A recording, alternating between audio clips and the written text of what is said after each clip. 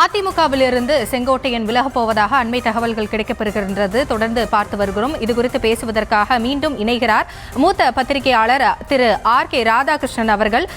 Sir வணக்கம். முன்னதாகவே பேசிக் கொண்டிருந்தோம், அவர் விலகும் பட்சத்தில் அடுத்த கட்ட நகர்வு என்னவாக இருக்கும், அதிமுகவில் இது எப்படி எதிரொலிக்கும் என்பது குறித்து பேசிக் கொண்டிருந்தீர்கள். நீங்கள் தொடரலாம்.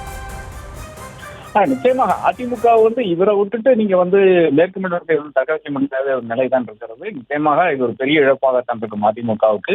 இன்னும் சமரச பேச்சுக்காக நபர்களை அனுப்பக்கூடிய அந்த சந்தர்ப்பம் இருக்கிறது. ஏனென்றால் அவர் 5ஆம் தேதி தான் பேசுறேன் இருக்காரு.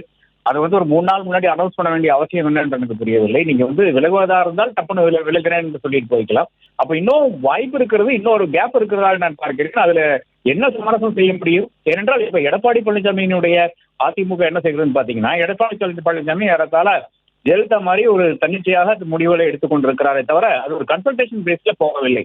அதுதான் அனைவருக்கும் இருக்கின்ற ஒரு பிரச்சனையா இருக்கிறது. அனைவரும் அது ஒரு பெரிய ஒரு இன்சல்ட்டாக பார்க்கிறார்கள். அதுல இருந்து செங்கோட்டையன் போற மூத்த தலைவர்களை நிச்சயமாக அவர் ஒரு அரவணைத்து போவார் என்றால் நிச்சயமாக அவர் இருக்கக்கூடிய அந்த வாய்ப்பு இருக்கிறது.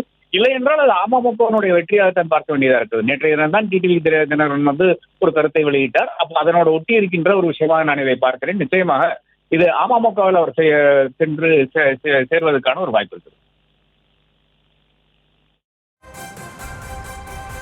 இணைப்பில் தங்களுடைய கருத்துக்களை பகிர்ந்து கொண்டமைக்கு மிக்க நன்றி திரு ராதாகிருஷ்ணன்.